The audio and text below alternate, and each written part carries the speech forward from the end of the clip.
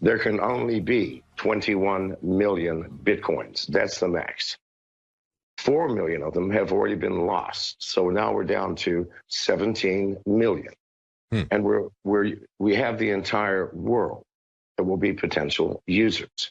Now, when I made that prediction, I also predicted that it would be $5,000 before the end of 2017. Bitcoin possesses all the attributes not only of good money, but of supremely good money. Replacing fiat currency with fiat digital currency is not an improvement. If you want a market-based system of money that doesn't get shut down when it grows past the size of a novelty, it has to be decentralized. Bitcoin is, it's divisible, it's portable, it's all these things. But apart from the fact that it can be utilized in transaction, it's nothing. Nothing has intrinsic value. Intrinsic value is a meaningless term because value has to be subjective in the eyes of the valuer. The bottom's going to drop out of the market like all bubbles, and everyone's going to want to sell. There's going to be no demand. There's going to be massive supply. The whole thing is going to implode. It's all we have now. It's all we have to show for our work to the world at large. For God's sake, show it. Do something. Say something.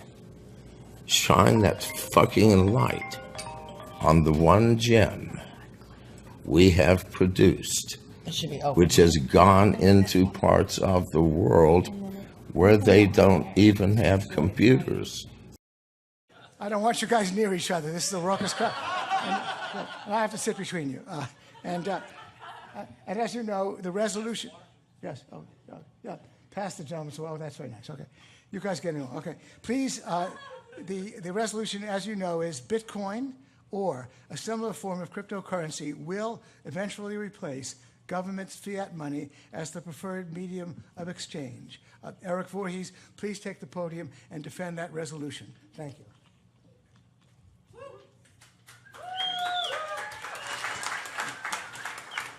All right. Hello, everyone. My name is Erik Voorhees. I'm the founder and CEO of Shapeshift, which is a leading digital asset exchange. It's available nearly everywhere in the world other than here in New York, because New York is quietly suffocating under a depressing pall of statism. The question of who's more socialist, New York or China, would perhaps be a good topic for a Soho debate. I'd like to thank Gene Epstein and the Forum for hosting the debate. I would also like to thank Peter for agreeing to spar with me here this evening. Peter is someone that I've looked up to for a very long time. Back in 2008, prior to Bitcoin, I listened to Peter's podcasts every day while driving to work.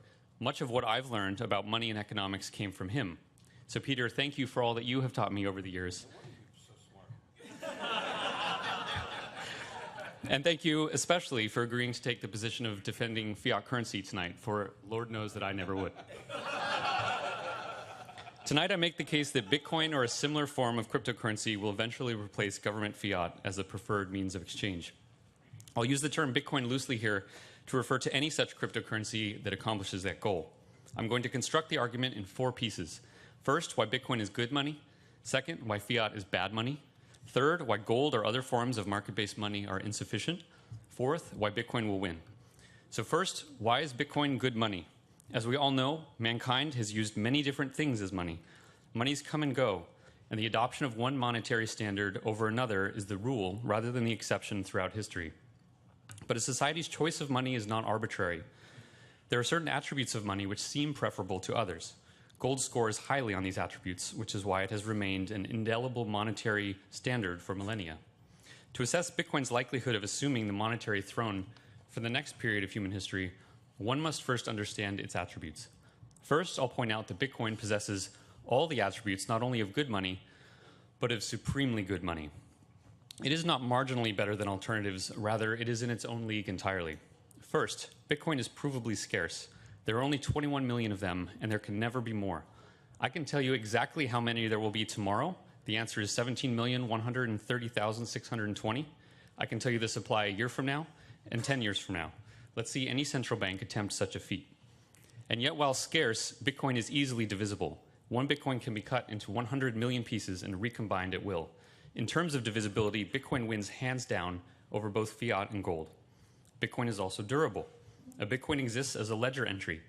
backed up on thousands of computers around the world.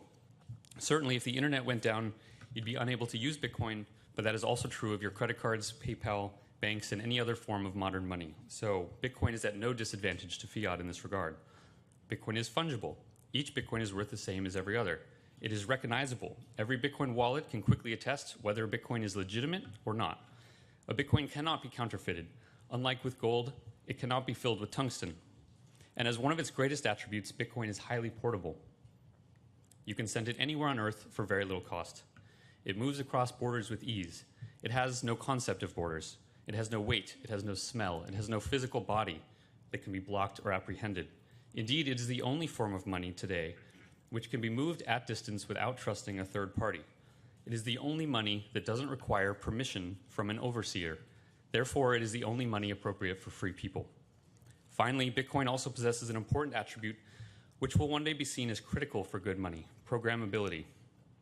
Bitcoin can be programmed to enable all kinds of economic activity, often without a middleman, escrow agent, or human arbitration of any kind. This programmability, without having to trust anyone, is impossible with fiat, and in a digital age will come to be one of its most important advantages. Next, let's discuss why fiat is bad money. Why should we care about cryptocurrencies and their attributes when we already have fiat? Fiat works pretty well, right? It's got pyramids and government buildings printed on it, so you know it's valuable. Also, it is backed by paper. Paper can be burned if you're cold in the winter. There's its intrinsic value. Try that with gold. But a skeptical observer should know that fiat money is an absolute scam and something altogether inappropriate for an ethical market-based society. As I like to say, you cannot have a free market when the most important good, money itself, is centrally planned and controlled. Fiat money and a market economy are mutually exclusive concepts. Like oil and water, they can certainly be mixed up together when force is applied, but they will naturally separate and dispel one another over time. Indeed, the average lifespan of fiat is less than 50 years. The US dollar only became fiat in 1971. That's less than the length of William Shatner's career. And as it happens, last week he announced that he has started to mine Bitcoins as well.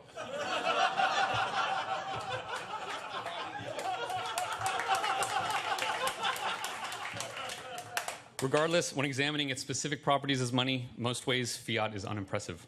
First, it is not scarce. It is systematically created out of thin air with no limit on supply, nor can supply even be known. Fiat is willed into existence by politicians and banks because printing money enriches the printer at the expense of the public who holds the previously printed money. The phenomenon is known as inflation or currency debasement. Fiat also struggles with durability. Your fiat will only last so long as your bank permits, and even then it slowly loses its value. Your bank can destroy your fiat with the click of a button. Ask a Cypriot. Ask an Argentinian how durable fiat is. With fiat, you are ever dependent on a third party with your wealth. Is that an attribute of money that you find attractive? Some people are comfortable with it because they trust their government, but requiring trust in politicians seems a poor foundation upon which to build a prosperous society. Finally, fiat is not nearly as portable as Bitcoin. Try to send an international wire right now. You can't because it's after 5 o'clock. How quaint is that? You can try tomorrow morning as long as it's not Sunday, because apparently God doesn't want you to use the financial system on the Sabbath. But even when successful, you'll discover it takes 3 to 5 days for your wire to arrive. You often have to physically go to the bank to do this. You have to fill out a form on paper while someone making $15 an hour takes that info and types it back into a computer. Why do people put up with this nonsense? Indeed, it is faster to strap cash to an anvil and FedEx it to Tokyo than it is to send an international wire. Do you really think that that system is going to outcompete Bitcoin in an open marketplace? And you can only send fiat if you have permission. Try to send it to a family member in Russia. You'll be censored. Want to donate to a relief effort perhaps in Venezuela? Too bad, you'll be censored. Are you sending a suspicious amount? Your payment will be blocked and you better get ready for questioning or outright confiscation. Yep, the Orwellian nanny state is alive and well, and fiat currency is one of its most insidious tentacles. Fiat has these poor monetary attributes because it is a tool and appendage of the state. It exists to serve the state, not to exist market participants. Its attributes as money are intentionally constrained and inferior so as to siphon wealth to the state through debasement and to surveil and control the behavior of the king's subjects.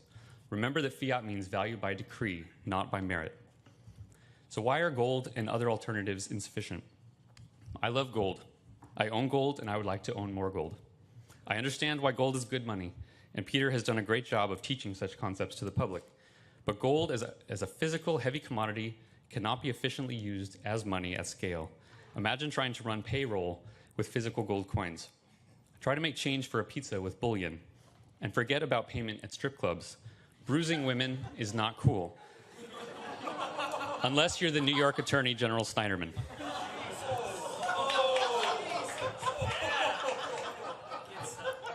Suffice to say that gold, when in physical form, is impractical for commerce. For gold to work in a modern economy, it must be warehoused by a company, and then digital certificates or credits must be issued against that gold. Those digital certificates could theoretically work well as money in a modern economy, except for one problem: centralization. A digital gold payment service or any privately issued market-based money requires some form of centralized control or custody, and thus exposes users to counterparty risk. This is fatal, because if such a private company ever grows to scale, a government could shut it down, unplug its servers, arrest its principals, and seize its assets. This exact thing happened with eGold, and another company, Gold Money, was so scared of this happening that they stopped allowing payments of digital gold between customers entirely. Private money, when centralized, probably cannot attain scale and thus cannot surpass fiat because a government won't allow it. So why will Bitcoin win? Bitcoin will win because there is now competition in money, and Bitcoin is the best money currently available. Because it's decentralized, it cannot be stopped. It doesn't happen all at once. Nobody switches immediately from fiat and banks to Bitcoin and blockchains. Rather, Bitcoin will simply, gradually, come to be used as an occasional alternative to fiat. Individuals will find specific times and places in which it is easier, faster, safer, or cheaper to use Bitcoin to store or transfer wealth than to use credit cards or banks. Indeed, 2 billion people in the world don't even have credit cards or banks. For them, the choice will be easy. Yet despite the failings of the legacy system, Bitcoin now imbues every human on Earth with financial sovereignty. With Bitcoin, anyone of any age, race, or creed, no matter which imaginary lines they were born within, and nothing more than a $50 smartphone, can send and receive money anywhere in the world instantly at near zero cost, and there isn't a goddamn thing that anyone else in the world can do to stop that. It is one of the most potent tools of individual empowerment ever invented, and it is happening right in front of us. Fiat now persists solely on the momentum of tradition. The older generations may cling to it for quite some time, but they and their ways are dying, and their wealth decays in front of them, debased openly by the very people they worship, salute, and vote into office. Someday, school children will laugh and joke with each other as they learn about the silly flag paper with cultish incantations inscribed on it, which, in yet another of history's examples of mass delusion, people thought to be valuable. Or maybe they won't laugh and joke because they will have learned how much destruction it actually caused. Maybe fiat will be looked at more like medieval bloodletting, a dark symptom of human ignorance that is so obviously foolish in hindsight. Fiat will fall in time, and in its place, true decentralized market-based money will emerge. The profit motive alone will lead capital gradually away from those assets which can be debased and censored to those which cannot. To future generations, it will appear as inevitable as the collapse of serfdom, and for the very same reason. This is why Bitcoin or some other cryptocurrency will eventually replace government fiat.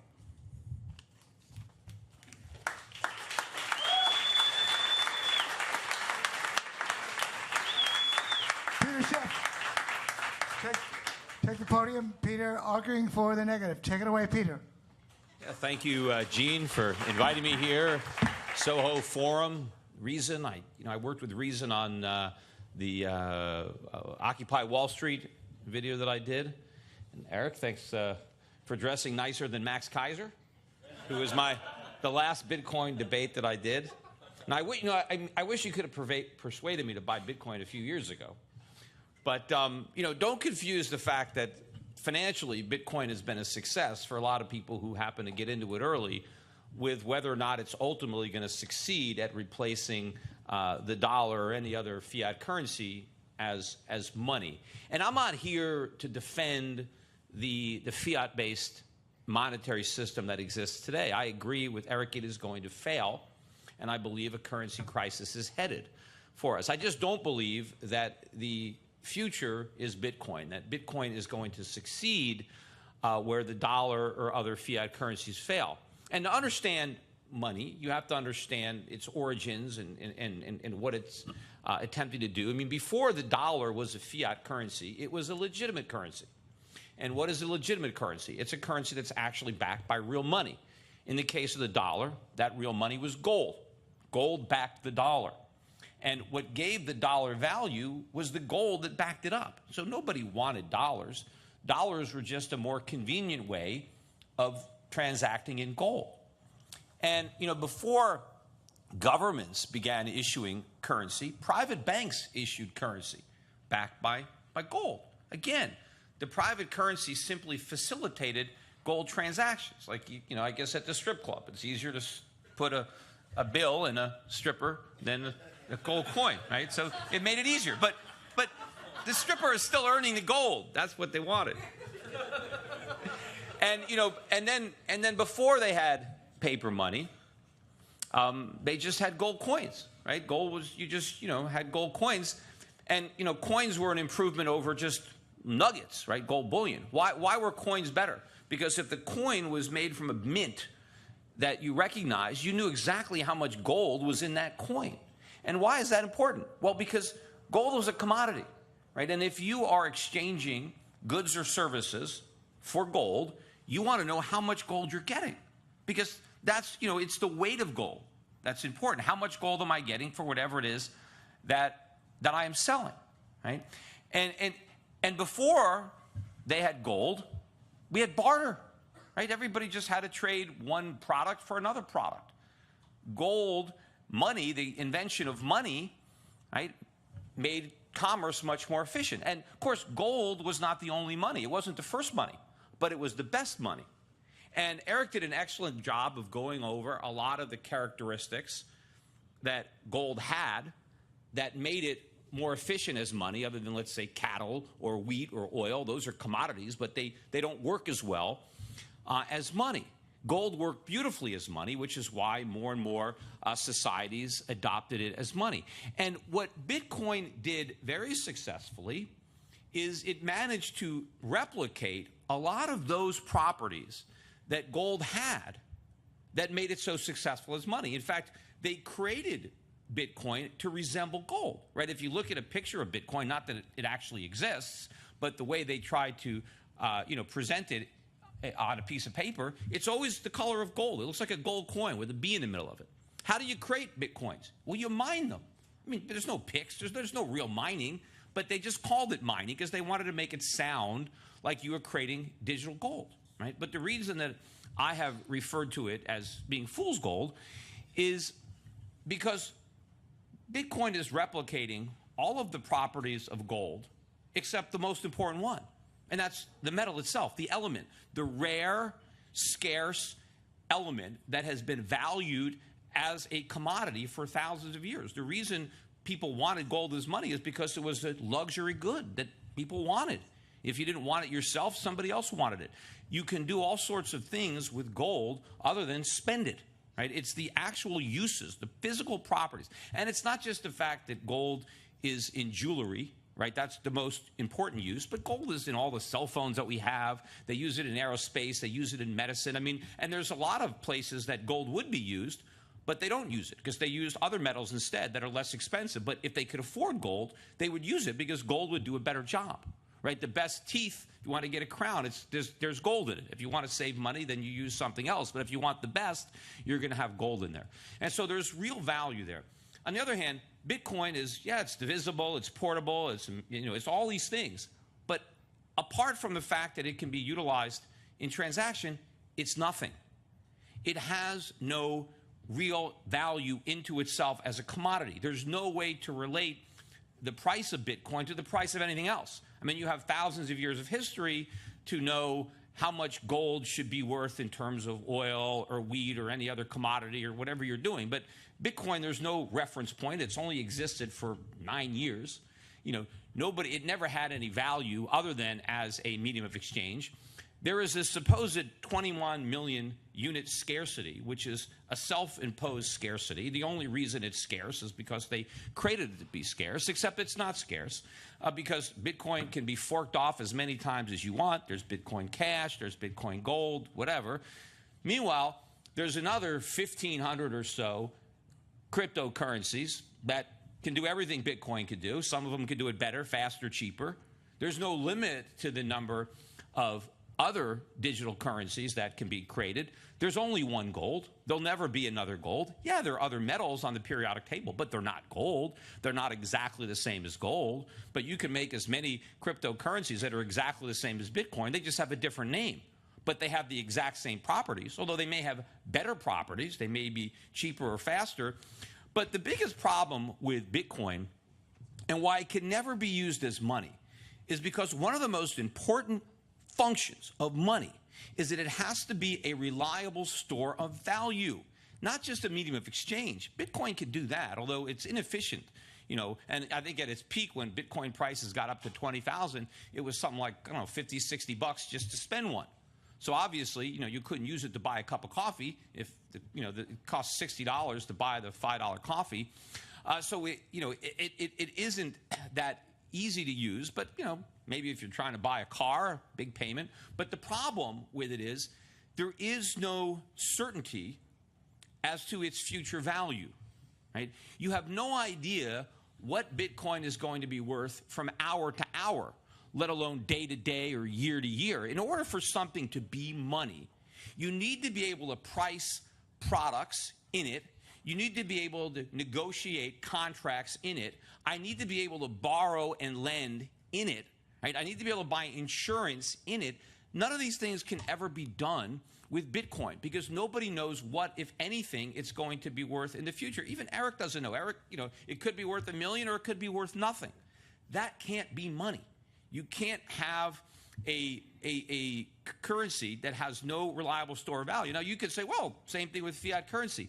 Yeah, fiat currencies have lost value over time, slowly, and eventually they may collapse. But most people who transact in dollars or euros or yen have complete confidence in their value. They may acknowledge that they will lose value slowly, but they accept that. And you have all of the history of use, you have the socially accepted, you have prices, everything is denominated in these local currencies. And even if they're losing value slowly, they're losing value slow enough that the market can still transact in it.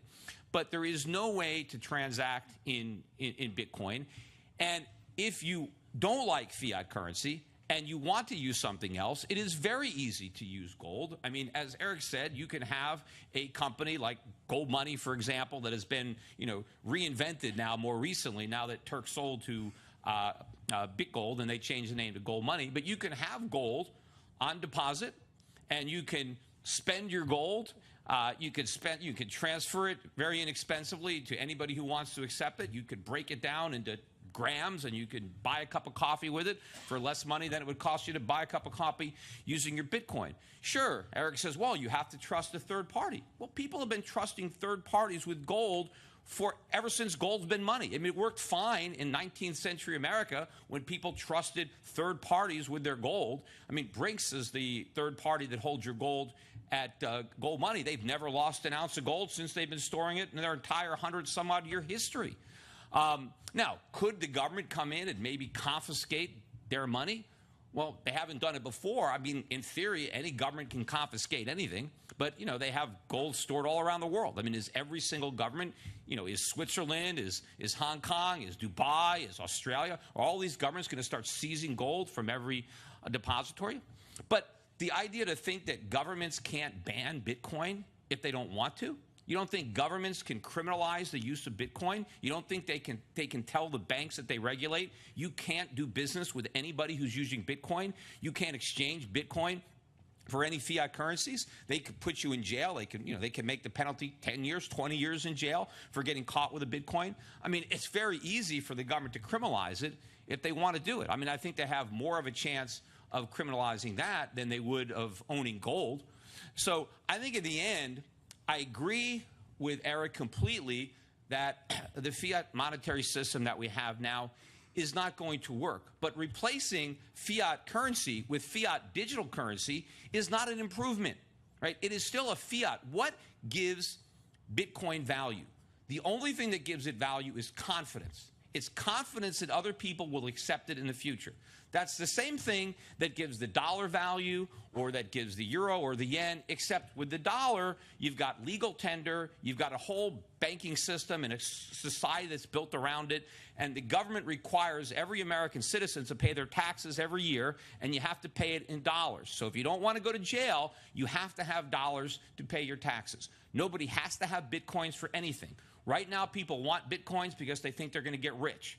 Why do they think they're going to get rich? Because they think the price is going to go up, because they believe that one day it's going to be money. It's not money now. It's not being used as money now. It's being used as a speculative asset. But the speculation is that that's going to change in the future and that one day it'll be money. But that is a promise on which Bitcoin nor any other cryptocurrency is ever capable of delivering. So ultimately, if you want to go to the future, you got to go to the past. The future of money is gold. And if gold is going to be digitized, if we're going to have a gold-backed cryptocurrency backed by real money, just like the initial banknotes used to be backed by real money, then that can succeed. And that is the only type of cryptocurrency that can succeed. But all of the cryptocurrencies that exist today, whatever 1,500 of them that are backed by nothing, are no better than the national cryptocurrencies that they're hoping to replace. Thank you.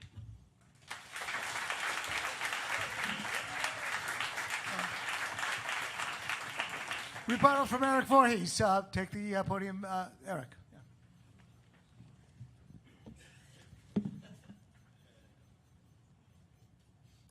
All right. So, Peter covered a lot of topics. I will try to remember most of the points that he was making and address some of them. First of all, I think we should cover for a second this idea that Bitcoin has no intrinsic value. This is a word, this intrinsic value, that I think a lot of Austrians have struggled with for quite some time. Nothing has intrinsic value. Intrinsic value is a meaningless term because value has to be subjective in the eyes of the valuer. Something that you think is intrinsically valuable, for example, like water, because all of us have to drink it, is only valuable if there's a human there that's thirsty. If there's a human there that's not thirsty, the water is not valuable at all. Before humans roamed the earth, gold had zero value whatsoever. There was no species or no sentient life that thought that that mineral was valuable to them. So value is subjective. Value comes when the person doing the valuing finds a good reason or purpose for that thing to use. This is true of gold. This is true of Bitcoin. Second, if there is such a thing as intrinsic value for the sake of argument, Bitcoin's intrinsic value, in this sense, comes from its payment network. And Satoshi did an injustice, I think, to the system by calling both the payment network itself and the unit of account, the currency, both have the name of Bitcoin.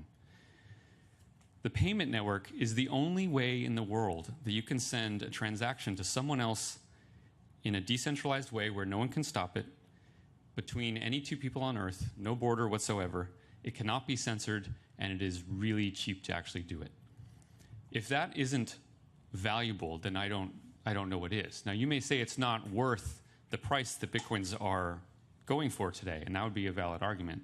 But to say that that system, which was the first in history to allow two people at distance to transact with each other, is not valuable, flies in the face of reason. Second, let's talk about volatility for a second. You are totally right that Bitcoin's current volatility would make it a very poor use of day-to-day money today. I will see that point absolutely. But volatility is not an aspect of Bitcoin which is intrinsic to it. In other words, volatility is what happens when the market is trying to decide on its value. Bitcoin is new, it is small. Over time, it will achieve stability, just as it has. When I got involved in 2011, it would move 50% in a day. Today, it's a big deal when it moves 10%. And I think 10 years from now, it'll be a big deal when it moves 2 or 3%. Stability as a market asset is earned with time. You cannot design something to be stable. So while Bitcoin is definitely too volatile today. I think that problem is self-correcting. Next, I want to address the multiple coins as inflation argument, which is that Bitcoin's not really scarce because there's all sorts of coins that can be replicated from it. Just as gold is scarce, and I can't make the claim that there are other metals and thus gold is not scarce, I don't think that you can make the claim that just because there are other cryptos that means Bitcoin is not scarce. You can copy the code, but the code is not the network. You cannot copy the hash power of the miners. You cannot copy the infrastructure of all the wallets and all the companies that operate on the Bitcoin network. You cannot copy the brand, actually. You cannot copy that reputation that Bitcoin has earned in time.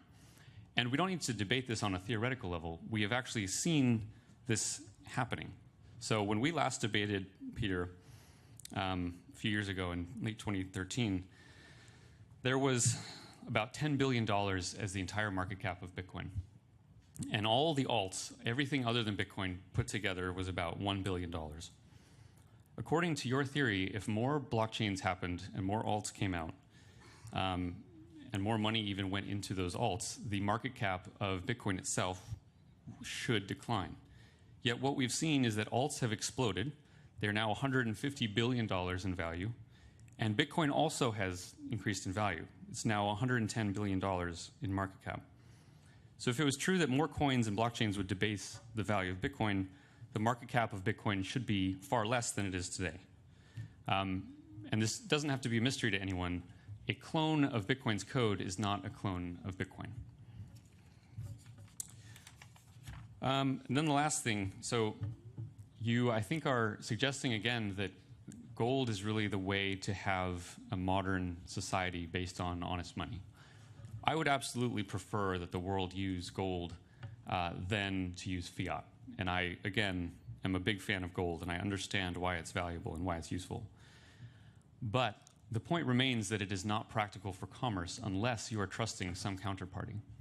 And you, of all people, Peter, know that governments will not allow something to compete with their form of value if they can stop it.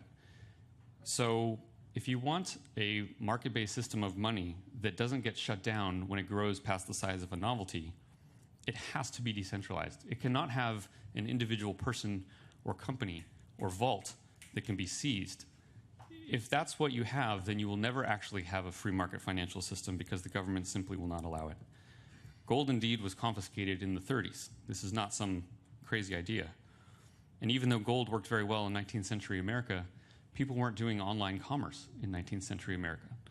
The world has changed to some degree. It doesn't mean that the principles of money have changed, but it does mean that the form of money in today's economy that works the best may have changed. So, with that, I'll leave it.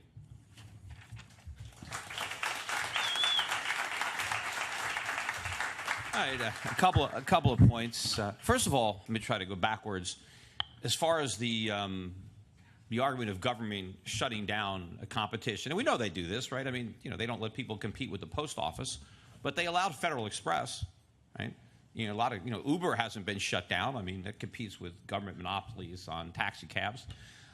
So, you know, I don't think that governments are going to be too quick to shut down people transacting in gold. I do think that they're more likely to crack down on Bitcoin, as I said before, and I think it's easier. I mean, there's not that much anonymity in it. I mean, I've heard now that it's almost like a fingerprint. If you know, criminals are using Bitcoin to launder money, now all of a sudden, you know, it's actually a record of the transactions. The governments can go into the computers and kind of figure out, you know, where these transactions took place. I mean, if I just hand gold to somebody, I mean, it's like handing cash. So I think ultimately, if the government's going to try to put a stop to anything, they're more likely to put a stop to cryptocurrencies. I think one of the reasons they're not doing it is because I think they pretty much realize they're going to fail. As far as the argument about the market cap, and I acknowledged early on, I wish I'd have listened to you earlier and bought some Bitcoin. The price of anything is a function of supply and demand. And even though the supply of cryptocurrencies has exploded, massive inflation, the demand has grown even faster. And so as long as demand is rising faster than supply, price can go up. The problem is what happens when all the demand goes away. So you said earlier that you know exactly what the supply of Bitcoin is going to be. later, next year, next week, whatever, maybe, fine. But do you know what the demand is going to be? There may be no demand. I believe that the majority of the demand is coming from speculators who are buying it because they want to sell it to somebody else. Everybody who's buying Bitcoin ultimately wants to sell it to buy something real. Nobody wants a Bitcoin, right? They want what they can buy when they sell their Bitcoin. But no one wants to sell it now. Everybody's holding on or hodling because it's going to 1 million, right? So nobody wants to sell. No one wants to be the idiot that gets out. But at some point, the bottom's going to drop out of the market like all bubbles, and everyone's going to want to sell. There's going to be no demand. There's going to be massive supply. The whole thing is going to implode, which gets down to the concept of intrinsic value. And I disagree that it's impossible to have intrinsic value. And when I'm talking about intrinsic value, what I'm referring to is what you can do with the money absent its utilization as a medium of exchange or store of value, right? There are things that I can do with gold, right? There are actual things that you can do with it that you can't use other metals because they're not a good substitute because they don't share the properties of gold. Gold is very unique among metals, and there are a lot of things that you can do with it. I mean, obviously, too, I mean, if you use cattle as money, you can eat the cattle, right? I mean, there are things you could do with it. But there is nothing you can do with your Bitcoin. That is the point on the lack of intrinsic value. If I don't have somebody who wants it, there is absolutely no actual demand for it. There is real demand for gold that always will exist absent its functioning as money. And so that gives it a real floor. There's actual some tangible use. Sure, I mean, there's this big network of people that accept Bitcoin. So what? I mean, how many people have MySpace accounts? Right? That was a network. All right, well, Facebook came along. Oh, it was better. I mean, what's the odds? Think about all the technologies that we have today. Does anybody have the first cell phone ever made? Anyone have the first camera? The first television? The first automobile? No, right? Someone comes up with a better one. So what's the odds that Bitcoin is the best cryptocurrency that's ever going to be invented?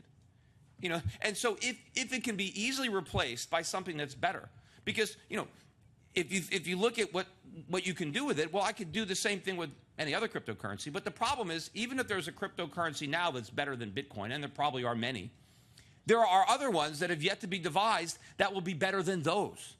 And so the problem is you can't use it as money. You can't store it, just like I couldn't use the first cell phone as money, or I couldn't use the first car. All these products are losing value in the market as somebody comes up with something better to replace it. Right? Gold, nobody's come up with a better gold. For thousands of years, people tried to make gold and they've succeeded. Alchemists, so we know that's real money, right? But these cryptocurrencies, without any real value. Now you say, well, you can make the argument, well, Peter, the dollar has no intrinsic value.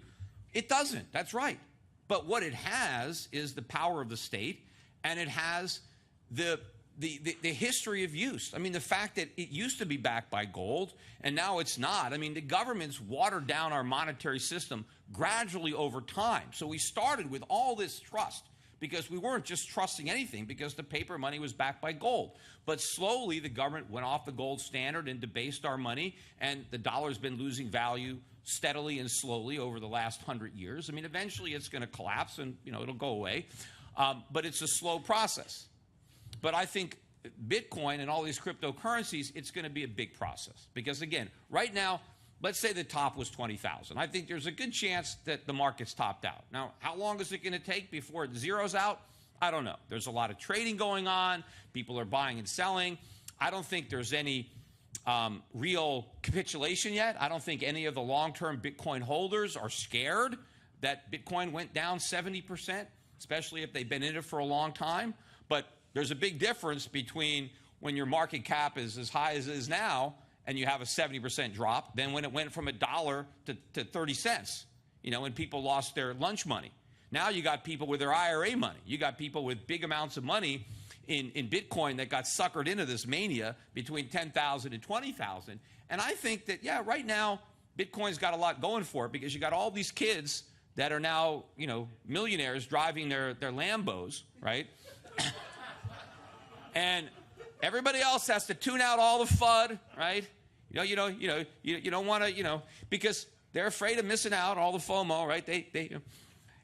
But once once the market crashes and you get the horror stories of people that mortgaged their house and took out credit card loans to buy Bitcoin, and now they lost their life savings, right? All of a sudden, all the stories of instant riches are going to be replaced by stories of big losses. And now the brand is tarnished. And now you've destroyed. Like a lot of these people that bought Bitcoin at 10, 15,000, when they sell out at a loss, they ain't coming back, right? That's going to be, so you destroy your market, you destroy the brand, and all this demand is gone. And all you've got left is the supply. Not just a supply of Bitcoins, but all the altcoins that were created during the mania and all that malinvestment that built up in industries to cultivate to it. It's all going to come crashing down just like every other bubble.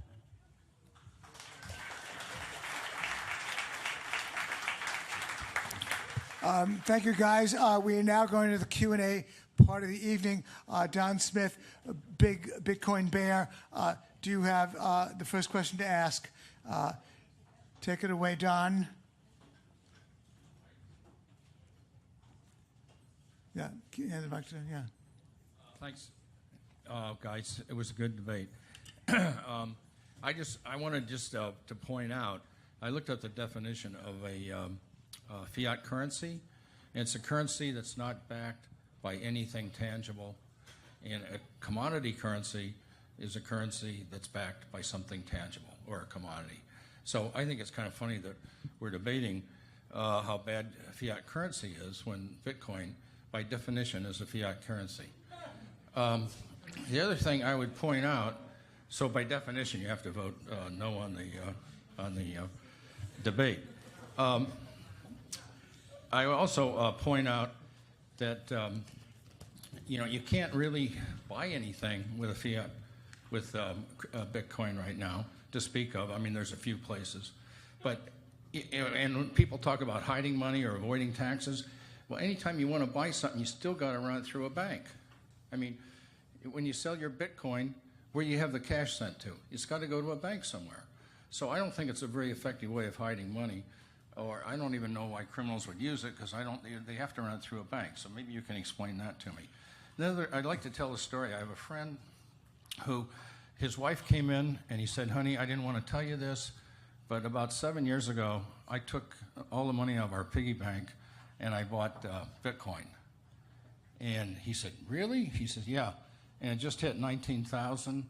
And we want the good news. The good news is we're worth $70 million. And he couldn't believe it. She said, the bad news is I don't know where the code is to get the money. And to this day, I keep asking him, did you ever find the code? And he hasn't found it. It's a true story, Don, right? That's a true story. It's a true story, yeah. And so I want to know, where'd that $70 million go? I mean, who got it? And the other thing is, how do you, what's that? How do you, a Bitcoin does take a lot to manufacture. I mean, you got to buy semiconductor parts, you got to use a lot of electricity, so you can spend a lot of money to create wealth, except when you're done, there's nothing tangible. So you spend money to get rich. Okay, Don, so I get it. Okay, all right, guys, so let's Don, you asked some very good questions. With all due respect, I want to make one point, Don. The resolution reads that Bitcoin will eventually replace government's fiat money. That's the wording of the resolution. So it's government's fiat money we're talking about in this particular case, for what that's worth. Thank you for your questions, okay. Don. I think most of these challenge. Look, you love Don, okay, Peter, but most of these questions are challenges to Erik. So Erik, you get first response. Go ahead. Yeah. Thank you, Don. Testing. Is this on? Yes, it's on. Yeah. Okay. So, regarding your friend, that's really tragic. I mean, if you want to know where that money went, it went to buy us all of our Lambos. Actually, in reality, the freedom that people actually get and the sovereignty over their money that they get with crypto comes with responsibility. Losing that code was that person's responsibility, and it really sucks. But this is why it's important to educate people on how to use Bitcoin instead of getting distracted by things like the price. Second, you mentioned your definition of fiat being something that's not backed by a commodity.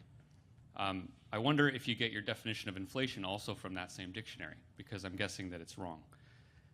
Fiat actually means value by decree. It comes from anything that is valuable in a marketplace because some legal reason causes it to be valuable. Dollars are fiat now. When dollars were backed by gold, they were not fiat. Bitcoin's value, even if you think it is the most speculative and stupid investment in the universe, that value does not come from any decree. It comes from its desirability in an open marketplace. Bitcoin is absolutely not fiat. Next, you say that Bitcoin's not backed by anything. That's because Bitcoin itself is a commodity. Gold is also not backed by anything.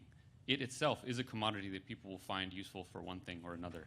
Bitcoin is the same, and people will find it useful for one thing or another. So I think I addressed your main points on that.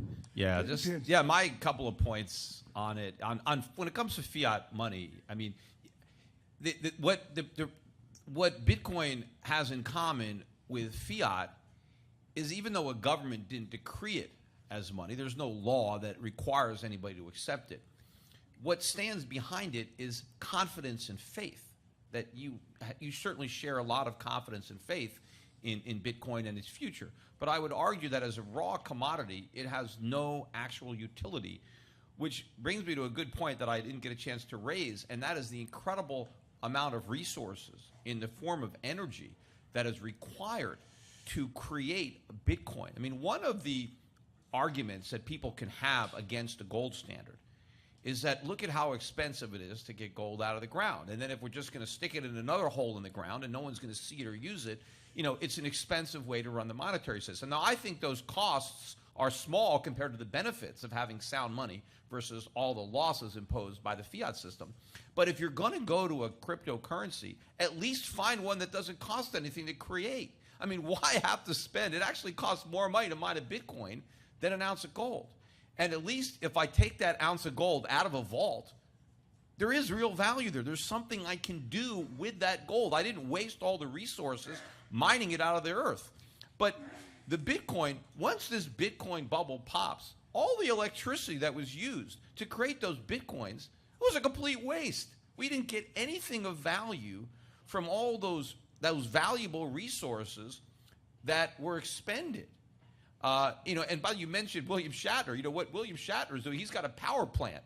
And what he's doing is selling the power to the Bitcoin miners. He's not mining them himself. He's just selling these guys power so that they can keep on making Bitcoins. But eventually, the whole thing crashes, and no one's going to mine a Bitcoin if it costs whatever $6,000 to mine one, and they're only selling for $1,000 or $500. Then I guess the mining shuts down until the cost comes down. Thank you, Peter.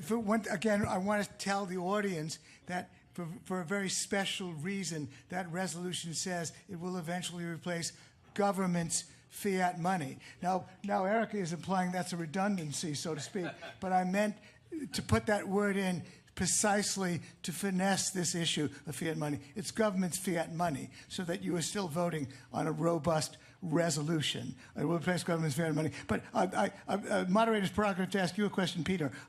The argument is about the value of gold is that first, it trades as a monetary metal, just as Bitcoin trades as a monetary currency.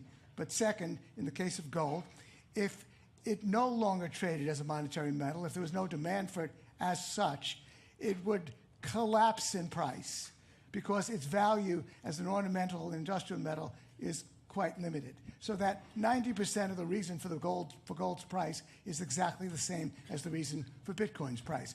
Could you respond to that? Well, I would disagree. I mean, first of all, I don't know how you can ascertain that 90% of gold's value comes from its use as money when hardly anybody uses it as money today. It trades as a precious monetary metal. Right. It responds. That's how it trades. That's the argument. Well, but that's not what it's being utilized for today. I believe that's how its price trades. No, that's how it trades. I don't know how it's traded. I mean, it's not traded for that. It's traded just. Peter Schiff does not know how gold trades. Don't know that's a scandal.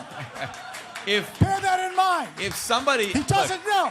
If somebody is buying gold, you don't know. I mean, you have a lot of industry people in there that are in the gold market trading. But I would say that if gold was priced as money right now, it would be priced a lot higher than $1,250 I didn't say an that, ounce. Peter. It might be $10,000 an ounce. Right now, gold is basically priced for jewelry. It's not priced as money. It's not being circulated as money. It's not being safe. Central banks have some gold, but they probably have less gold now than they've ever had in their history. So I don't think there's much of a monetary premium currently built into the price of gold. Peter just made a fascinating statement about gold. We might have a debate about that. Gold trades as jewelry. Fascinating It trades statement. as a commodity. Yeah. It is not being. It doesn't trade as a not precious being, metal. Okay. It is not being We understand. traded right now as money. Okay, we have to stay. And people are, portfolio managers aren't buying it as insurance. Nobody owns gold, right? If they want insurance, they use derivatives or they use something else. Okay, you made yourself. One final question from the moderator, from moderator's prerogative, and now, so having to do with the degree to which the government can enforce its will with respect to gold or with respect to Bitcoin. The question for Erik, especially, Peter said that despite the fact that I think he sort of concedes, the government can seize gold. It did under Roosevelt. Gold was unlawful to own, and of course, obviously, it's difficult to hide gold wherever. It is obviously a physical commodity, much more vulnerable. But on the other hand, Peter said, well, but they can say to banks, everybody, look, you could get caught trading Bitcoin, 20 years in prison. What about that? Yeah, well, the government could absolutely outlaw Bitcoin. Yeah. It's not Just gonna, as easily as gold? Yeah. Well, more easily, because there would be fewer people that would resist that. Today, a lot of people still think that Bitcoin is just used by criminals because that's what the media likes to tell them. I guess I would bring up a few points on that. One is that governments have a super poor record of successfully banning anything. They can write on paper that you're not supposed to use it. I'm not aware of any time in history where that actually works. Murder itself is banned by the government, and yet people get killed all the time. Okay, just one. Peter, question. Gold versus Bitcoin. Peter said that it's easier, in fact, for the government to outlaw Bitcoin use as money than to outlaw gold use. I agree with that. It is easier to ban Bitcoin than it would be to ban gold because of popular sentiment. Enforceability? However, Enforceability? it would be harder to enforce it. Right? Okay, that's the key point. If you have $10 million and you want to move it somewhere on Earth, if it is outlawed, that gold is probably not going to move. Or if it does, it's going to be a black market transaction that requires a huge amount of expense in order to do that, just as it would to get drugs across the border. I can send $1 billion of Bitcoin anywhere in the world without anyone knowing about it. Yeah, but so the problem the enforceability is not. But the problem is, if it's illegal, no bank is ever going to convert it into a currency. So the person you send it to is going to have to keep it and only give it to somebody else who wants the Bitcoin. But then, of course, since you're doing this all over computers, governments are going to be able to track it down, figure out what address, what computer, figure the wallets out, and they can come and they can catch people. I mean, I think it's harder if somebody physically hands somebody a gold coin, unless the government is physically, following you around. That transaction is more in secret than something that's done over a computer network, where government agents can be monitoring the transactions and trying to figure out, what's happened. So I think it will be easier to ban Bitcoin. But I want to mention one question on your gold that Gene brought up. Sure. It costs. I mean, the average mine to mine an ounce of gold now is, I don't know, $1,200, $11. I mean, it's expensive to mine gold. So if you thought gold was only worth $100 an ounce, nobody would be mining it. So the only gold we would have to make anything, it would be the existing gold. And the price would have to go way up unless everybody was going to melt down their jewelry. If you wanted to make new jewelry, there'd be no new gold coming because nobody would mine it. Especially since the government is sitting on 1 billion ounces, but they won't let it go, right? Yeah, but so the point is, there is some natural floor. I know, when you talk about the cost of mining Bitcoin, that's nothing than the cost. There is a real physical cost to extracting gold from the ground, and that also creates a base value for the metal, because you just can't get it for free. How many people? How much gold is held by investors and speculators? Just physical gold held by investors and speculators. I don't know the quantity, but it's very immense. Small. Very small. Okay. Compared to what they hold in stocks and bonds and stuff like that. It's tiny. Compared to the gold supply, the above ground gold supply, how much is it? That I don't know the exact amount. Okay. Do you know? All right. Yes, I do. It's immense. But well, how immense? Well, it's about 1/3. Well, 1/3. That's not that much. 1/3 of the entire gold supply. So 2/3 is not being held by investors. They would dump it all. They would dump it all. Dump it all on the market. But What if all the big whales dump their Bitcoin? What percentage of Bitcoin is owned by the top 100 wallets? And how many of those wallets are owned by the same guy? I was only trying to address your issue of intrinsic value of gold. It could be valued as a metal that you put in your teeth or the ornamental, but that's far less than its price. I'm surprised that you think the price of gold only responds to jewelry demand. No, a lot of people disagree with you. I'm just saying that today there's very little investor demand for gold. I know, I sell it. Yeah. You know, sales are down like 80%. No one wants gold right now. Peter is in a bad way with his business, and Bitcoin's put me out of business.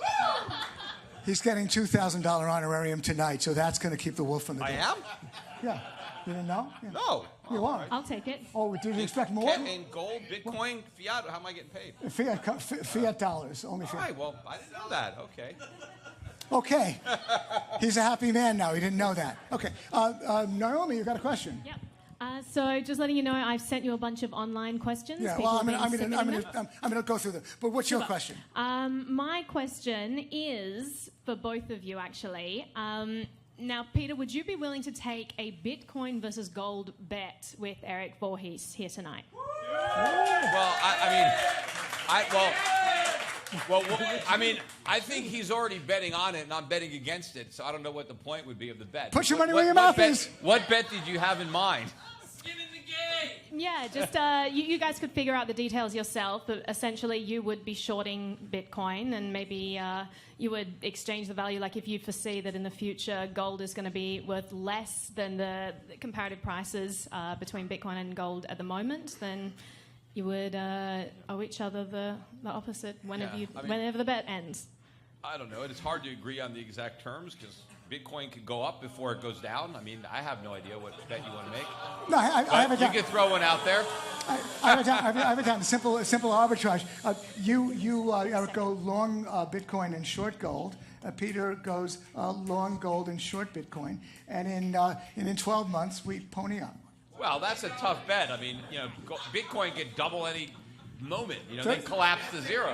Erik, John Smith will take that bet. I know he will. But the longer the time period, the more certain I am that I'm right. 36 months? The shorter the time period, you just okay, don't no, know, this is one of those like classic Julian Simon bet. You don't know. How about 5 years? How about 5 years, Peter? Yeah, I mean, 5 years. Yes, 5 years. Okay, 60 months from now we're going to meet. and we're going to send the prices. It's a simple trade, and you're going to put up your entire honorarium, $2,000, and you'll put up your $2,000 honorarium. As long as he doesn't put it up in Bitcoin. Well, it's going to be a fair cut. We're going to arrange something. Very good suggestion, Naomi. We're going to work something out later. Next question. Hi. So much of both your discussion has been about whether Bitcoin should or should not succeed in this idea. My question is, what would it take you to become convinced of the opposite of your view in terms of, for Erik, Bitcoin will not succeed, not should not, will not. Peter, Bitcoin will succeed, not should, should succeed. You got the question? Yeah, okay. Yeah. Devil's advocate. That's a great question. Basically, what would it take for me to change my opinion that Bitcoin or some other cryptocurrency would replace fiat? If something better than cryptocurrency happened, right, like something that didn't use blockchains at all, but something that hasn't been invented yet that came along that seemed to be objectively better as a form of money, that could do it. Or if I think there was a 5 to 10 year period where the entire crypto market just slowly dwindled towards zero, I would have to assess during that time what was the reasons for that, but that might make me change my opinion. Short of that, these little bubbles that go up and down every few years, they don't bother me at all. Yeah, no, I think it's interesting too, though, Erik. You'll acknowledge that cryptocurrency might ultimately succeed, but it may not be Bitcoin. It may be some other cryptocurrency. Totally. In which case, Bitcoin would be worthless. Yes, totally possible. And for that very reason, I don't think any cryptocurrency will ever succeed, because I think if something can replace Bitcoin, then something will replace what replaces Bitcoin. Look, I mentioned earlier that Facebook replaced MySpace. In 2 years, Facebook will probably still be pretty big, but judging by the fact that a lot of younger people don't use it anymore, in 20 years, nobody might use it. Nobody knows, right, what's going to come up. And so Facebook shares, maybe they're a good speculation, but you're not going to use it as money. And And as far as what could convince me, since I don't share your faith that the volatility will ever go away. See, Erik believes that at some point in time, even though Bitcoin is too volatile today to be money, that at some point in the future, it won't be volatile. I just can't make that leap of faith that the volatility is ever going to go away. I can't see that point. And I do think that if all the people who are holding Bitcoin ever got to the point where they actually thought it had topped out and was going to be stable, then they'd want to cash out. Now they'd want to start buying. You got all these people living in their parents' basements that are Bitcoin millionaires, and they have nothing because they're afraid to sell because they don't want to miss out.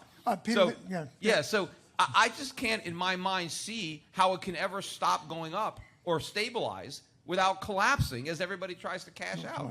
Yeah. Okay. We need to get rid of this word faith here. Okay. Faith? The reason that people that are in crypto is not because of faith. It's because they've actually used it and they've seen it work. They've read the code. They understand what it's doing. It is an assessment of a technology based on people's opinions of that technology working and using it. Some people, Not I think faith. a lot of people just own it because it's going up and they think they're going to get rich. You can equally apply that to gold, especially after the financial Not that crisis. many people think they're going to get rich in gold. Not anymore. And that's why you should be buying it. You don't buy what everybody else is buying. Both crypto and gold have a large degree of speculative froth around them, right? No, there's no speculative. Are there some gold speculators? Yes. Is it frothy? Absolutely not. The froth is not in gold, right? There's a lot of froth in a lot of assets these days, whether it's stocks or bonds or cryptocurrencies. But believe me, there's no froth in gold. No, I agree with that right now. There's not a lot of froth in gold right now. But there have been bubbles in gold, just as there are bubbles in crypto. And I don't think it's not this big. But yes, there have been periods of time, I think, where gold got overvalued. 1980 when it had gone up from $35 an ounce up to $850. It was, too high, and it pulled back, went into a long-term bear market. But not to the extent. The bubble that I think we've seen in cryptocurrencies, I think, is unparalleled. I mean, I think this is, when they write the history books and about bubbles, you have the popular delusions and madness of crowds. I mean, cryptocurrencies doesn't even need to be a chapter. It could be its own book. I think even if Bitcoin topped out at 20,000, it still the whole crypto thing might still be the biggest bubble we've ever seen. But it is possible that Bitcoin can make a new high. I'm not smart enough to know. So the bubble could, in fact, get even bigger. If we looked at the price of Apple shares from the creation of that company up to today, it will have gone through bubbles and it will be at stratospheric heights compared to what it was back then. Bubbles, bull and bear markets, but not why? bubbles. Why is Apple's shares not a huge speculative bubble that will crash to zero, but Bitcoin is? Well, the difference between a speculative bubble and just being overpriced, right? I mean, you can certainly make an argument that Apple is expensive, not based on its current price multiple. Based on that, Apple is relatively inexpensive. But the question is, can it maintain its dominance? Can it maintain its market share in a free market where everybody is gunning for it? Everybody's trying to outdo it and make a better product, right? Build a better mousetrap. What is the odds that Apple can continue to innovate at the rate of the past in the future, and that its market cap will continue to grow? Eventually, no, it's going to fall. The price is going to drop. But Apple, when you buy stock in Apple, you're buying into a company, you're buying into a revenue stream, you're buying all the physical and tangible assets and goodwill of the company. You get the dividend, you get, but when you buy Bitcoin, you're not buying into anything other than the hype and the potential that somebody else is going to pay a higher price, right? The whole bubble mentality is the greater fool. I'm going to buy it because some greater fool is going to pay me more. And that fool is going to buy it because he's expecting a greater fool to outbid him. Well, eventually you run out of fools, and you're the last fool, and that's it. That's a great thing. Okay, we have Peter. A question from our vast live stream audience. This one that picks up on the other question about the hypothetical. The technology of gold mining. Let's say that gold does get recognized more and more as money, and it expands its price, doubles, triples, whatever. Are you saying that for all time, this intrinsic notion of yours that gold is always going to be expensive? Can they start mining it from asteroids? I've been told by some gold experts there's more gold in the ocean than we've ever mined in the history of the world.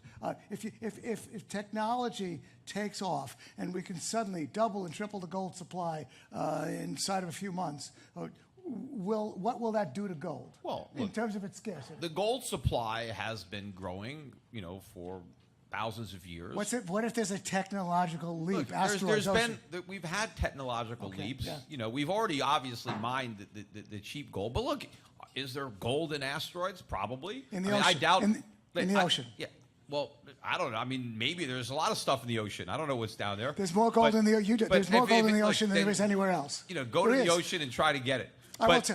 But I mean, maybe that's what people are going to do. Look, maybe there's a way to. Who knows what it's going to cost? So as I started to say, maybe there's gold in asteroids. I doubt there's an asteroid that's solid gold. I mean, gold is very rare on Earth. It's probably rare all over the universe.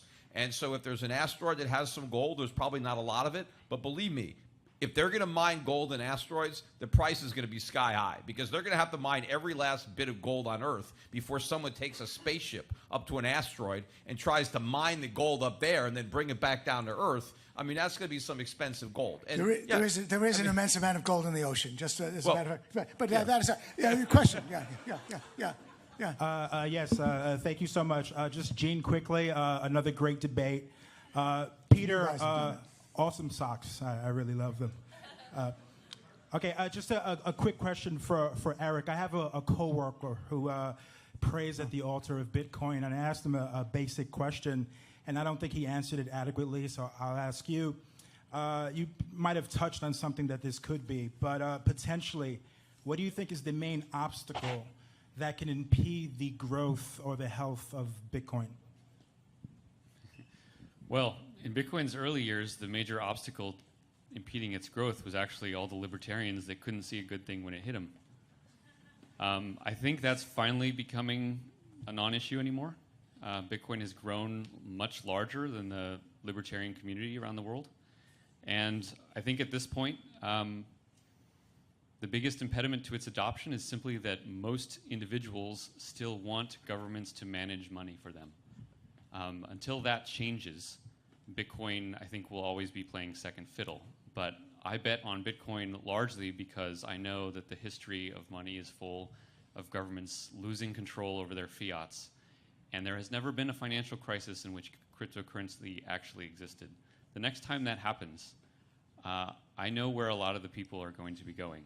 And so that's what I'm waiting for. Yeah, I think it's very interesting, that obviously the libertarian community, other than maybe criminals, were the first to embrace Bitcoin. But what's interesting is all of the properties that the libertarians found so appealing have actually been lost in the effort to bring more people into the bubble and mainstream it for the institutional investors. All the regulation, the government getting involved. I mean, now you want to open up an account, all the KYC of a bank account. They need your passport. They need your driver's license, a utility bill. The transaction costs have gone up. The government oversight. It's not now this thing that you're operating underneath the radar, right? You're free from the banking system and Big Brother watching your transactions. And gone are the days where it costs next to nothing to transfer, the Bitcoin because the transaction costs have gone up. So I think Bitcoin has lost a lot of that appeal in order to get the hedge funds involved and the big money in. And I think this is great for the libertarians who got in early and now they have, somebody to sell to. They have it, they can cash out. But if they actually stop and think, what Bitcoin has become is not what they originally embraced. It's something entirely different. It's what they argued against. So totally disagree with that. Bitcoin has absolutely grown, and many more people are involved now than they used to be, and a much higher portion of those people are no longer libertarian types. And that's okay. That's kind of all part of the plan. To say that Bitcoin has lost its properties that made it useful in the beginning is simply not true. Not really useful. Well, hold on. Kind of attracted the libertarians to it. Now it's all the greed, and I'm going to get rich. Okay, that has happened both in gold and crypto, so I don't think that that's any different there. There is no government in the world that knows how many Bitcoins I have. That was true in 2011, and it's true today, and it'll be true 10 years from now. But gold has never been about getting rich. Gold is about not becoming poor, right? Gold is about preserving. Gold is about preserving wealth. It's a store of value. It is not a get-rich-quick scheme. People are not buying Bitcoin today to store anything or preserve anything. People are buying Bitcoin because they think the price is going to go up. So they're trying to accumulate wealth by owning Bitcoin. People buy gold in order to preserve the wealth they've already accumulated. Okay. Are you saying that there's not a single person that owns Bitcoin that did it for anything other than speculative fervor? No, I'm saying initially a lot of people got in for all sorts of reasons. But I would say that most of the people who have bought Bitcoin in the last 6 months to a year, most of those people were motivated solely by profit. Gold has never been about getting rich. Okay, but the question. But the question. If you're panning for gold in the ocean, you're trying to get rich. But Okay.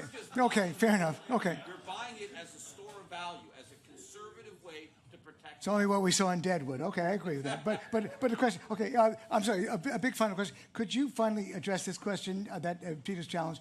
The scarcity of Bitcoin. He said there's all these forks having to do with Bitcoin. So is Bitcoin only 21 million ounces, or is Peter right that with all those forks and whatever, there's a lot more than 21 million going to be involved? There's only 21 million Bitcoin. There can never be more than But what about the forks? The forks. That's not Bitcoin. Just as silver is not gold, just as iron is not gold, Litecoin, Dash, and Monero are not Bitcoin. Okay, unfortunately. But there's no real difference. They all have the same property. I mean, there's a big difference between gold and silver. Well, factually incorrect. Okay. Unfortunately. What can I do with?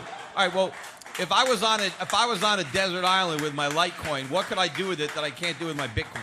You can do about as much as you could do with gold on a desert island. No, I can do a lot with gold on a desert island. Well, okay. I can melt it into a bowl. It's the old economist joke. Food that I find. I can bash something with it. You know.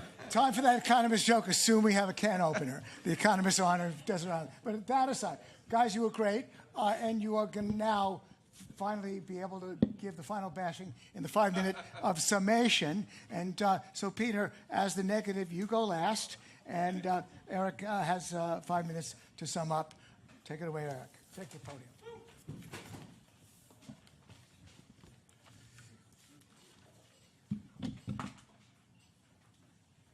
All right, this has been fun.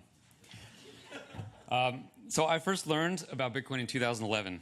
I fell in love with it both as a fascinating economic experiment and as one of the greatest tools ever invented for the advancement of human liberty. I wrote an article in May of 2011 called Bitcoin and the Separation of Money and State. In that article, I asked, why are Bitcoins valuable? And I answered by saying that they simply possessed those attributes of money that are most desired. Bitcoin was $3, and almost nobody knew about it or cared about it. A year later, I wrote another article called Bitcoin, the Libertarian Introduction.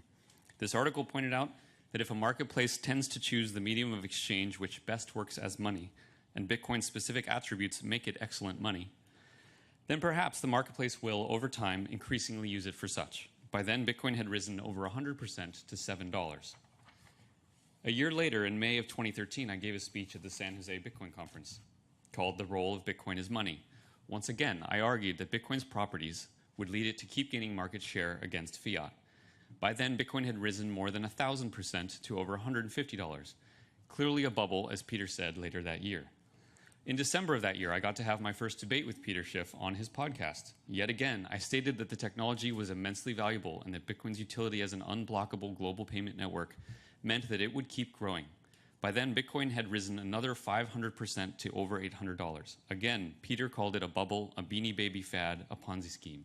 He actually said that it was no better than fiat. Fast forward to today, even after the crash from December's frothy highs, Bitcoin is yet 800% higher still at $6,000. Every major financial institution and government in the world is studying this right now. This year's Davos may have well been called Blockchains, How Worried Should We Be? At what point do I get to call scoreboard here? This isn't some sci-fi future thing anymore. Crypto is currently pulling in the global financial system and restructuring it through a process of free market metamorphosis. And it is about damn time that we had free markets again. Look, I can sit here and tell you guys all the cool features of Bitcoin, which I have been doing for 7 years, but when it comes to the resolution being made tonight, there is really just one most critical point to understand, and that is this. Bitcoin cannot be debased. It cannot be debased, and it is now competing with the incumbent currency, US dollar fiat, which not only can be debased, but exists in a state of perpetual institutionalized debasement. This dynamic will encourage a virtuous cycle in which rational actors at the margins decide to hold the non-decaying form of money to the exclusion of that which decays. This is the primary reason gold itself has retained its position in society. It cannot be debased by governments either. When comparing two potential monetary alternatives, the one which is the hardest to debase is probably the one you should prefer, other factors being equal. But here the other factors aren't equal. One of them can also be transferred anywhere on Earth between any two people instantly at near zero cost and can't be shut down or censored. How's that for intrinsic value? But ignore for a moment every interesting advantage of Bitcoin. Ignore the ease with which one can send it. Ignore the censorship resistance. Ignore the universality, the fungibility, and the divisibility. Ignore the impossibility of counterfeit. True, Bitcoin surpasses US dollar fiat in all of these, but ignore those for a moment. Focus purely on the fact, the mathematical fact, that Bitcoin cannot be debased no matter how many guns a government wields, no matter how much propaganda it spews, or innocent people it imprisons. It does not matter how many meetings the Federal Reserve holds in its halls of chiseled marble. Every year, fiat oozes from the sewer of state. As a consequence, it has lost 98% of its value in the past 100 years. How foolish does one need to be to hold it over the next 100? Compared to gold, Bitcoin provides an efficient digital apparatus of payment and exchange that can enable commerce rather than hinder it. But more importantly, compared to fiat, Bitcoin bestows a gift for which humanity will grow increasingly hungry, an open, honest financial system that is under the control of no man, committee, or nation. Bitcoin will find its way into every tributary of economic activity, and with this gradual adoption, Bitcoin will come to replace fiat as the preferred money and medium of exchange for all sovereign people on Earth.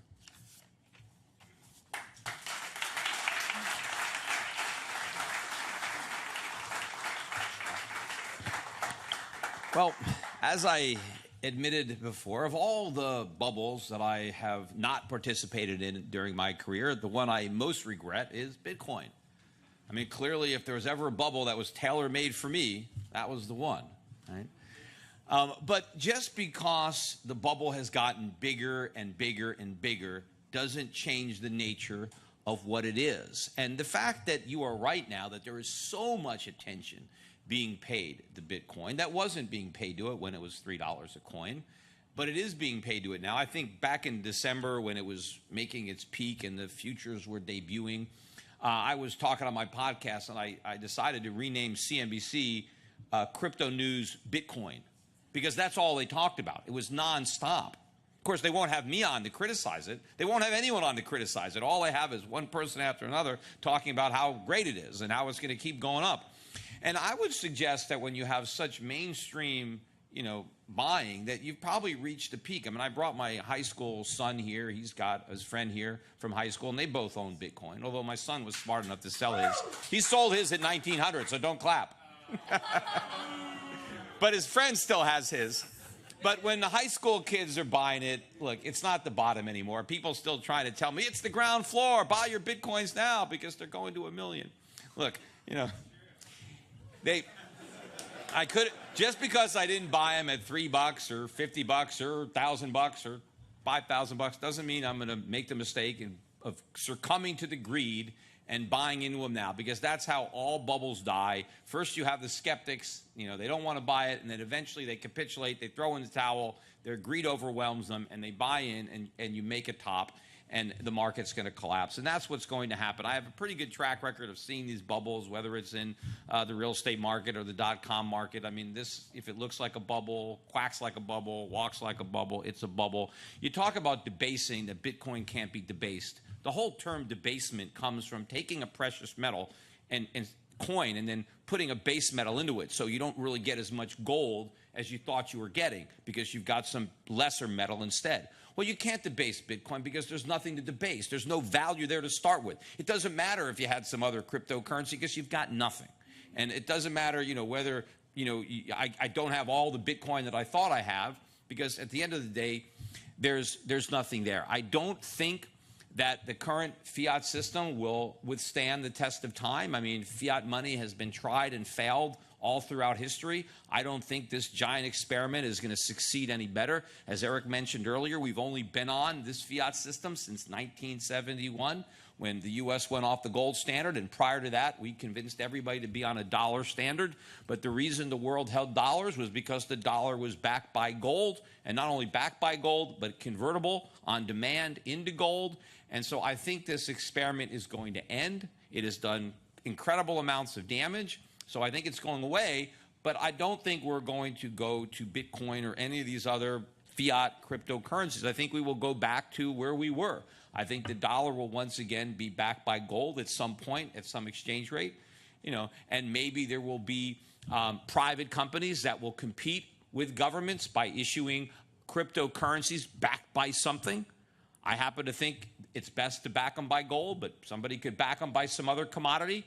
As long as you have money that's backed with something of stable, reliable value that you can relate to other goods and services, then it could be the basis of medium exchange. I mean, modern technology does make it easier. Today, I would think that gold today, with the technology that exists, is easier for gold to function as money than at any point in human history.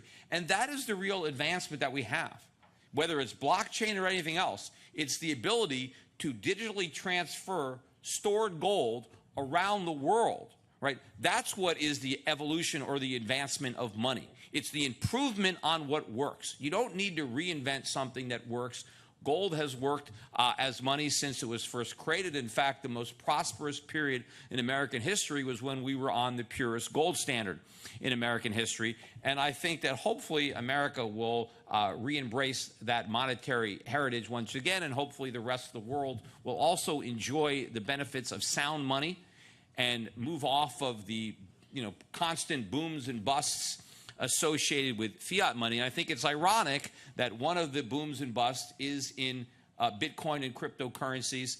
And I think that the crypto bubble is going to pop before the overall fiat bubble pops. And if anything, it actually might end up achieving the opposite of its purpose, because it actually might succeed in doing the one thing that you shouldn't be able to do. It'll actually succeed in making fiat money look good. Thank you.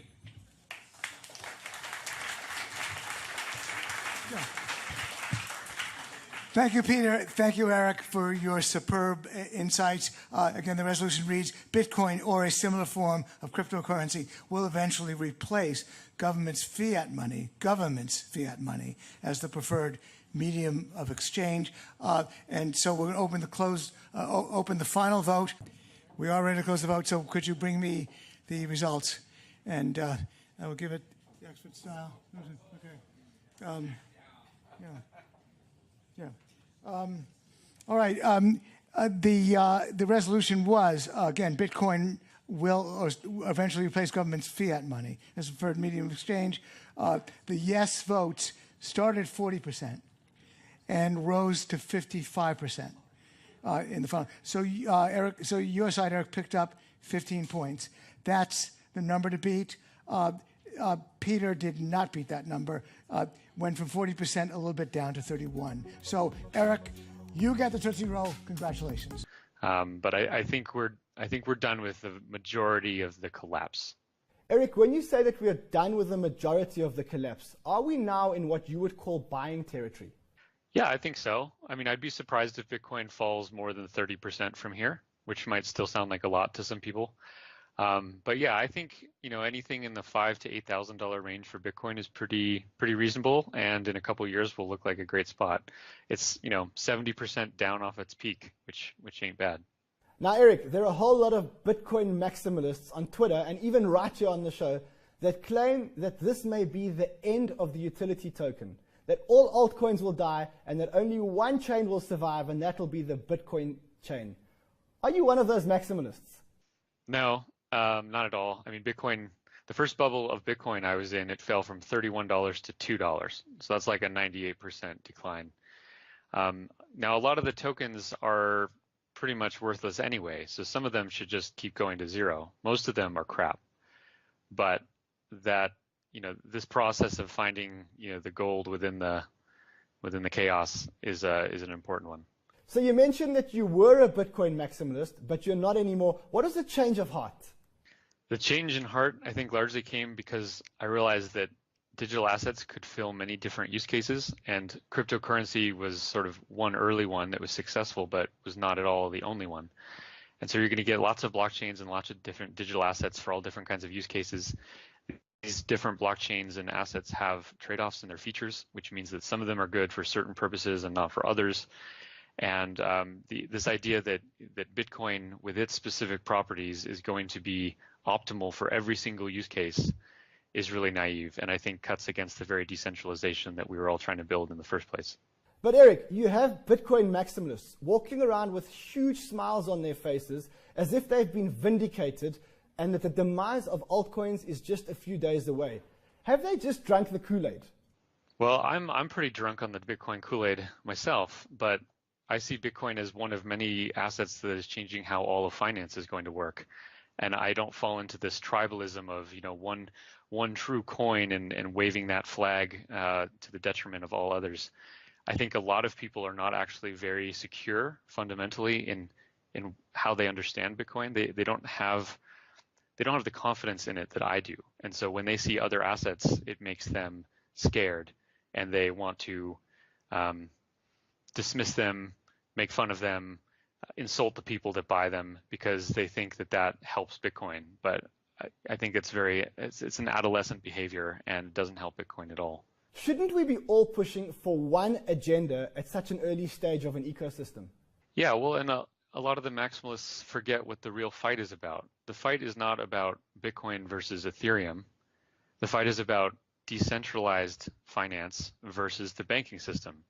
And that's what got us so interested in this stuff, 5, 6, 8 years ago. And if people spend all their time just arguing on the internet about which coin is the one true coin, that's not really helping the proper battle. And the proper battle is fiat and banks versus decentralized currencies. Erik, help me out here because I'm struggling to make sense of something. Last year this time, China had banned Bitcoin. South Korea was banning Bitcoin. We had no idea how we were going to scale Bitcoin and scale Ethereum, and Lightning Network was just a whole lot of talk. And yet then, we went into the biggest bull market we've ever seen. Now, all that news is behind us. All the FUD is behind us. China has banned Bitcoin, and we all know that. South Korea has adopted a favorable approach. Lightning is being adopted. Ethereum is being scaled. How is it that then we were in a bull run, and now we're in a bear market? The logic is that in the short term, the price is not really very well connected to fundamentals at all.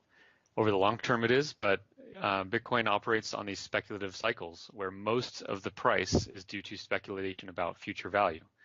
And that's fine. As it grows, the portion of its value that is, use case value will grow, but it's still mostly speculative. So, a good way to think about this is if Bitcoin grows to take over the world, then its price will be something way higher than it is today. And let's say that takes 10 or 20 years. If it just steadily moved up toward that price over these years, you'd have an asset that grows by 10% a month in price. How many months do you think something has to grow at 10% per month before people start front running that and buying it early? And so what you get are people buying something well ahead of when that price appreciation would be, and the price appreciation accelerates and turns into a bubble. And then the bubble gets out of control and it pops and falls down for a long time. And that is sort of the natural order of how an ascending asset goes from zero value to, someday probably $1 million per coin or more. It doesn't happen in a straight line. That would be impossible. The bubble is really the only thing that explains it. Erik, I know you're no fortune teller, but I must ask you, how long do you think this bear market's going to last?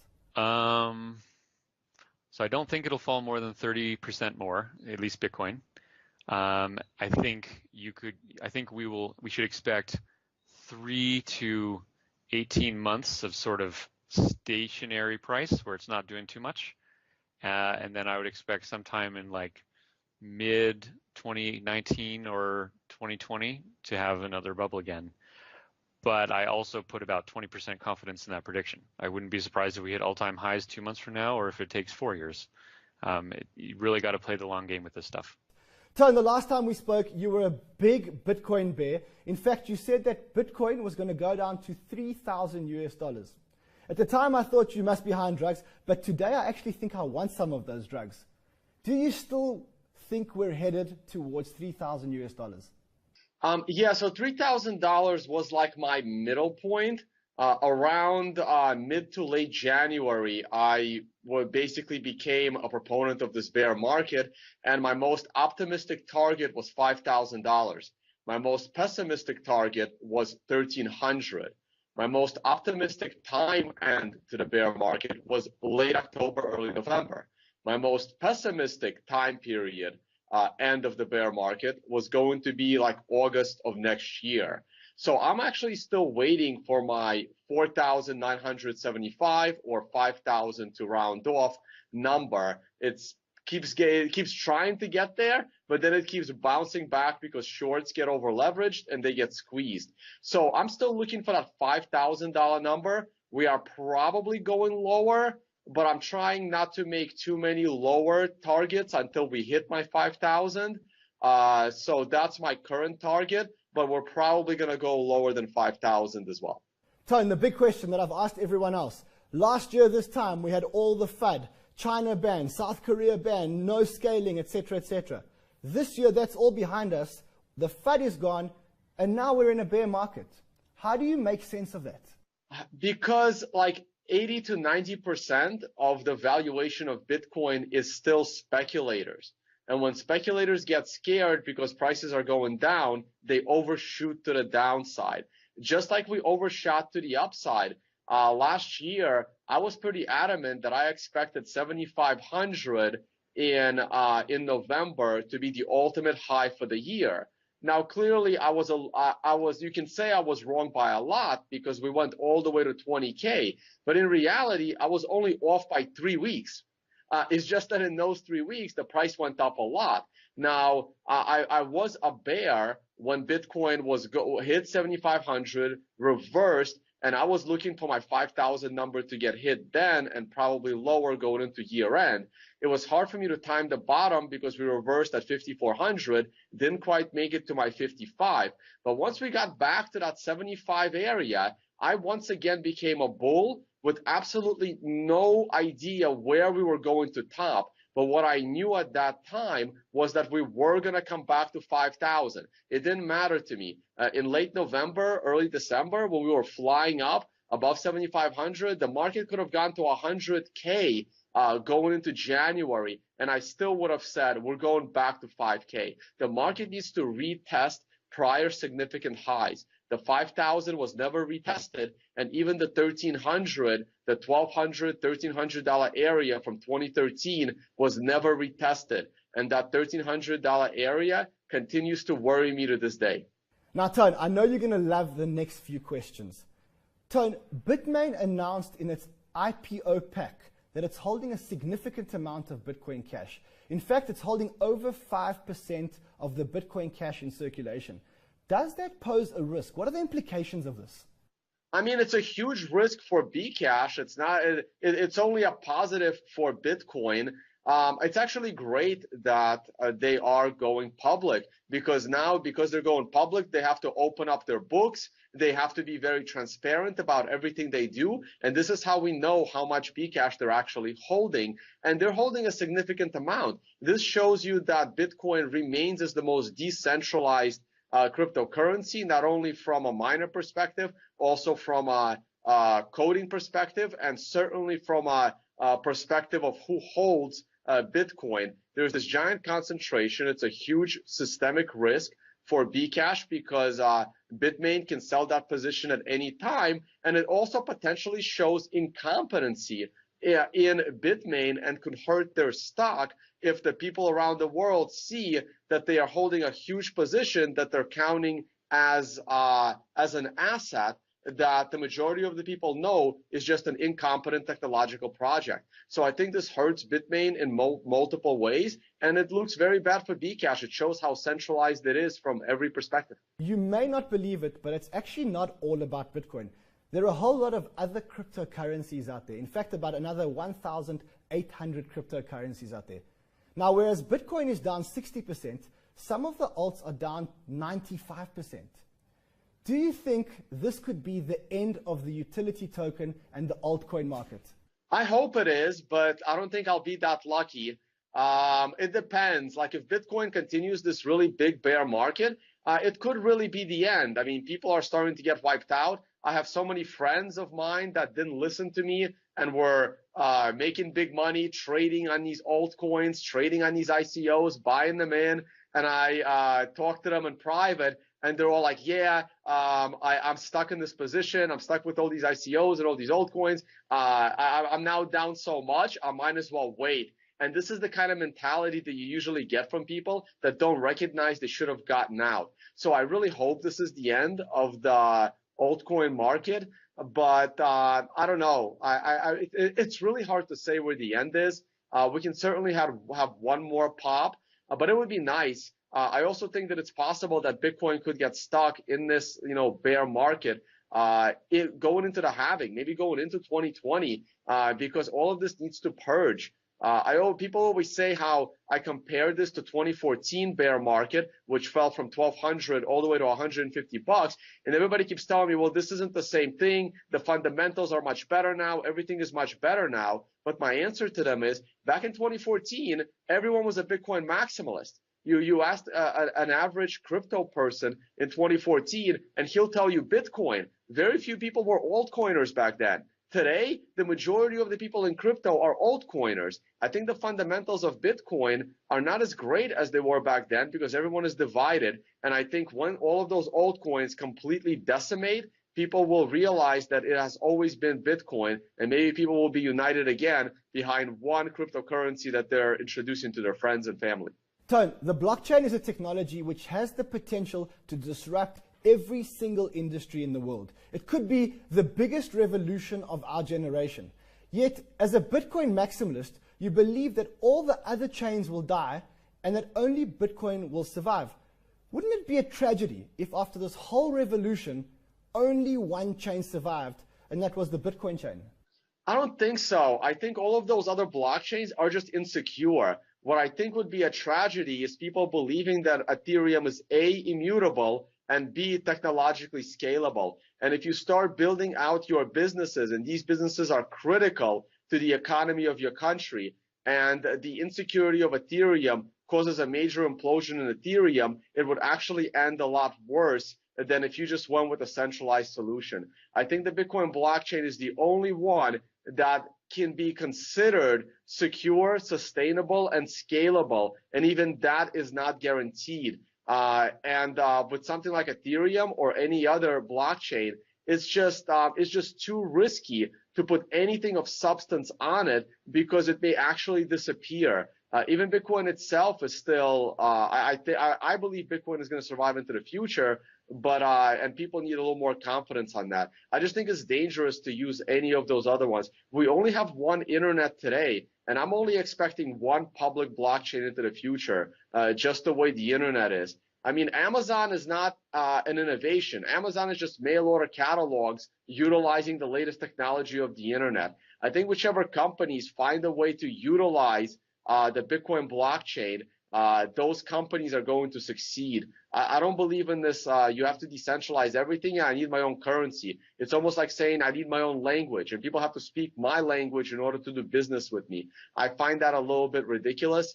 And it's possible that the only revolution here is just government censorship-resistant value transfer and just new money for the world to use to opt out of their government system. And that is an amazing innovation. And that might be what changes the world. And I think that is what people should focus on, not thinking ahead and using it for something that it doesn't actually do well.